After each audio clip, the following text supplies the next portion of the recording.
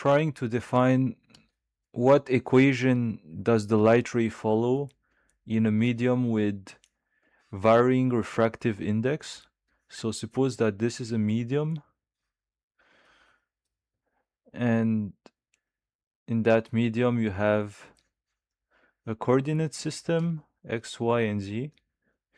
And suppose that this medium have a varying refractive index, meaning that the velocity of light in that medium is equal to c over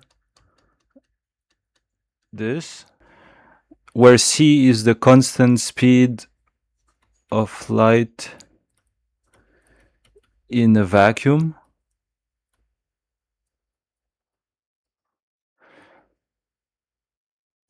So the velocity of light depends on the position in that medium.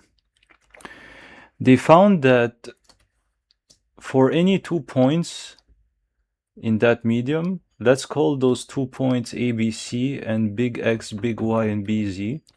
For any 2 points in that medium, the light ray that passes through those 2 points is the unique path such that it extremizes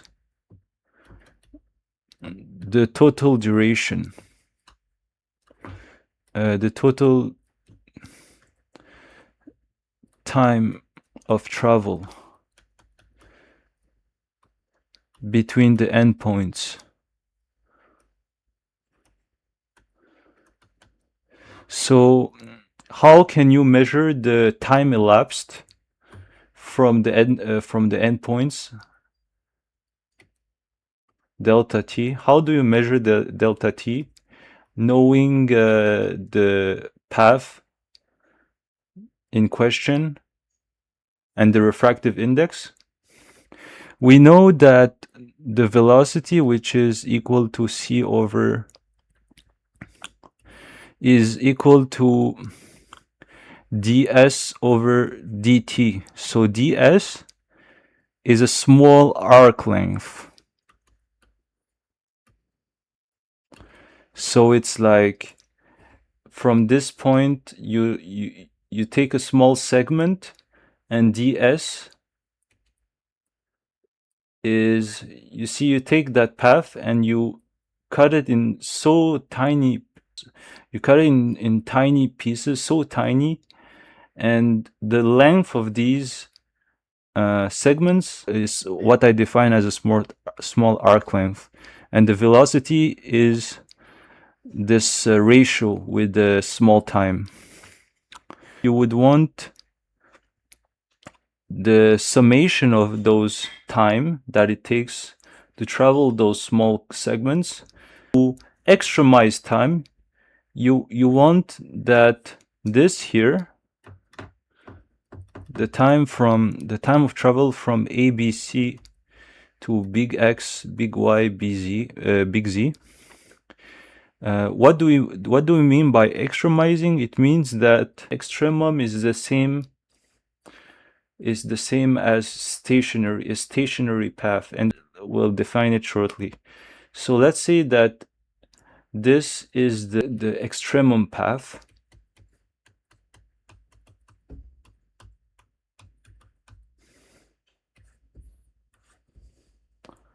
RE. So this path is parameterized by time, but it could be with any other parameter.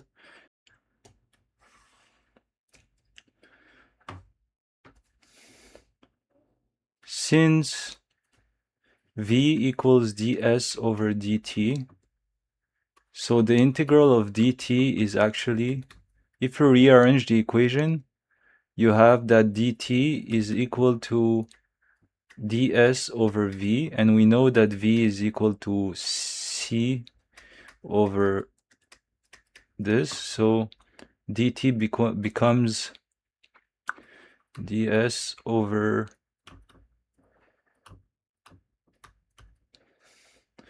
which is equal to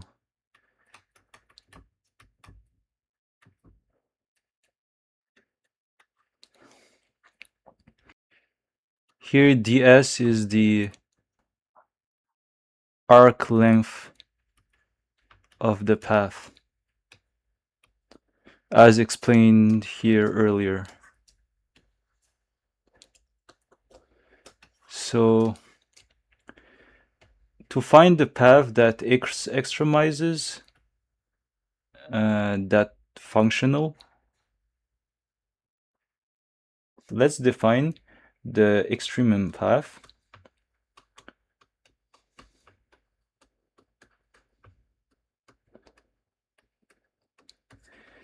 Here the parameter is arc length, so it gives s is actually the total length of the path, the total like spatial length. So it's like it's adding up those segments from the initial point.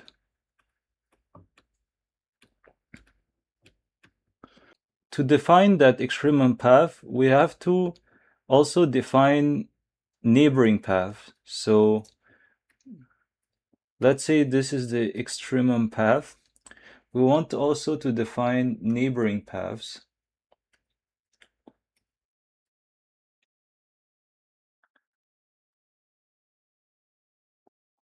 And those neighboring paths can be written in that form, RE. And let's give it another parameter. Instead of S, we could give it like a parameter. Let's call the parameter A. So now the path will depend on A. And let's say that at R A equals 0, it's the initial point, and at when A equals 1,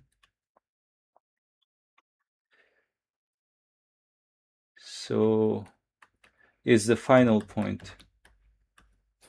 And let's say that you want to add a function depending on A such that that function, let's call it that function p as for perturbation. So we want to add a function such as p0 equals 0 and p1 equal 0. The reason we want those two equations is because we form another path. Let's call it the perturbed path.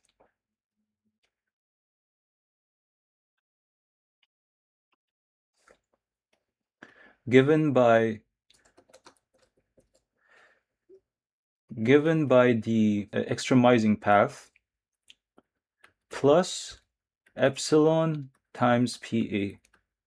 Since those two functions are 0 at the extremities, this means that at A equals 0, it will be equal to RA because this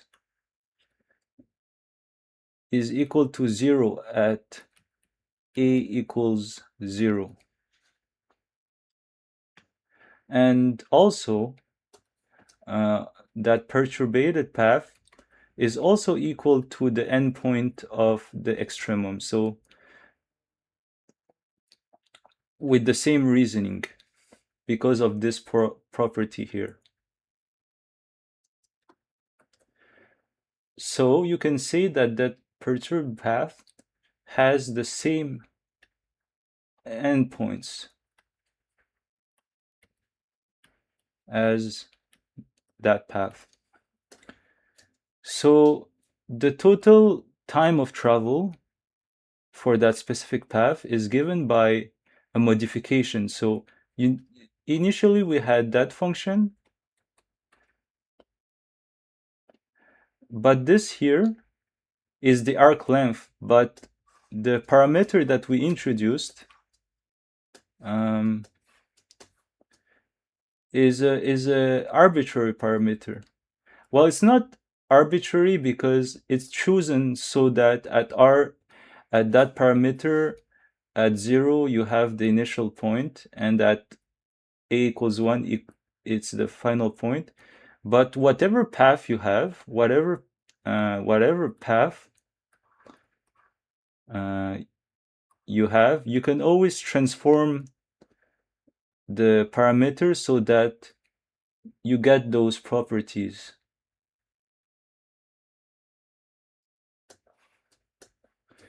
So in order to obtain that, you would want actually to rewrite it as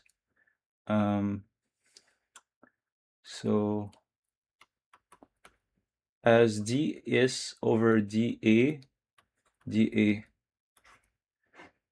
So how do you define S dependent on A? You simply take the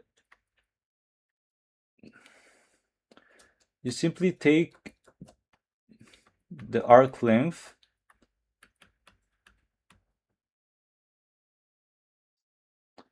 so this is equal to ds squared, and you divide it by this is ds over dA, so that when you multiply ds over dA by dA, you obtain, so ds is equal to this here.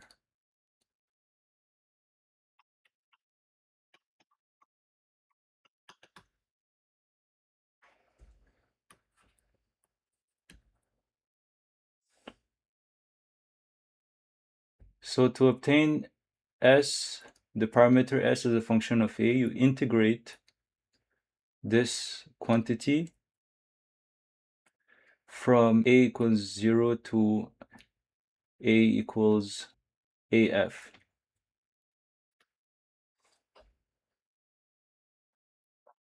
So now that you have rewritten that integral and you have defined S as a function of A, definition of the extremum path, or the stationary path, the path that light actually takes. So when you put a general path into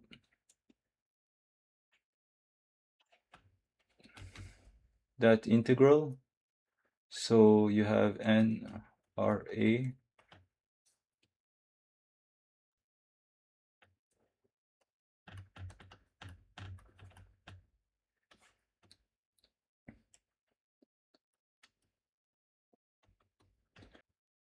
this is for a general path such that r0 equals abc, the one of the fixed endpoints, and r equals 1 is xyz, the fixed endpoints of the path we want to extremize. So I is a functional. We call that a functional. It takes in a path and it gives you a real number. It gives you a number that is given by that integral here. So remember that n takes three variables, and so it makes sense because RA is actually has actually three components. So it makes sense. So you can write this as RA equals with those components in. So when you put the perturbated path,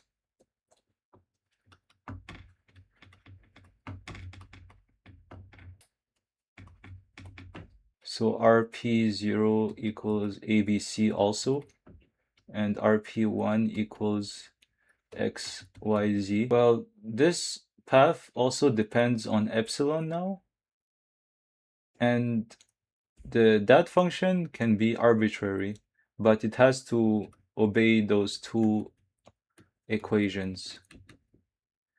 This can be arbitrary.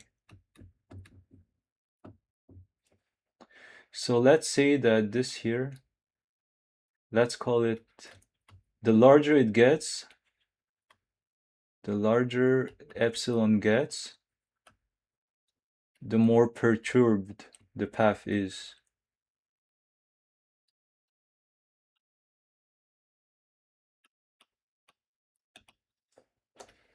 So when you put that function in that path in that functional, it gives a number. And so it becomes a function of epsilon. As you vary epsilon, the path varies, and so the functional will vary. And RE being the extremum is the same thing as saying that df epsilon over d epsilon at epsilon equals 0, f 0 equals 0. This is the condition because at epsilon equals 0, that perturbation becomes, so for epsilon equals 0, that perturbation becomes actually the extremal path, because this here becomes 0, so all of this is equal to 0. As you vary the perturbation parameter epsilon, exactly at the extremal path, the variation is 0. Not only is that this derivative has to be 0, but it also has to be independent of this here. So for any of these functions, you would want this to be equal to 0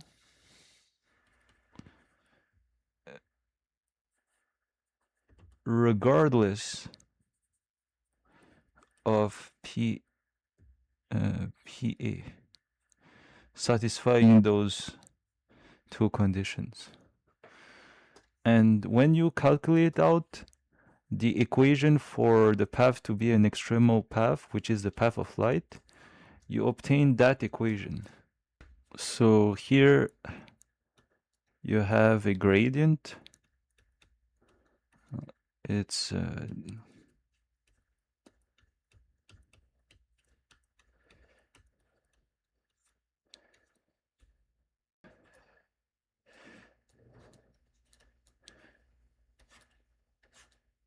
this is a vector, three-dimensional vector. So this is the extremum, and it's the path that light takes.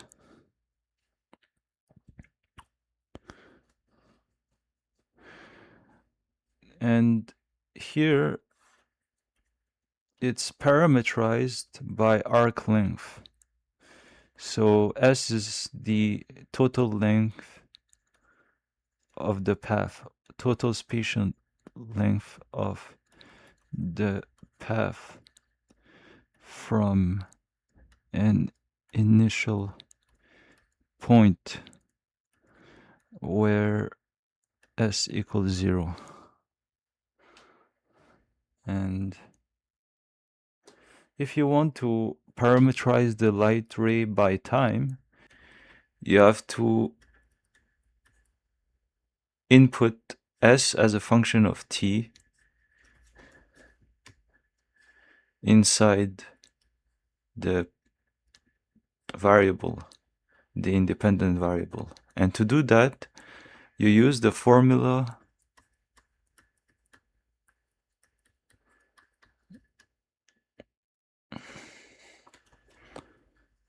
You use this formula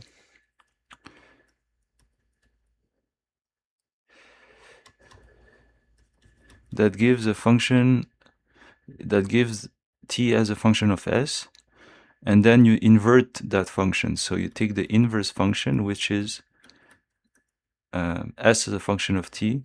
So then you can write it in, and so the path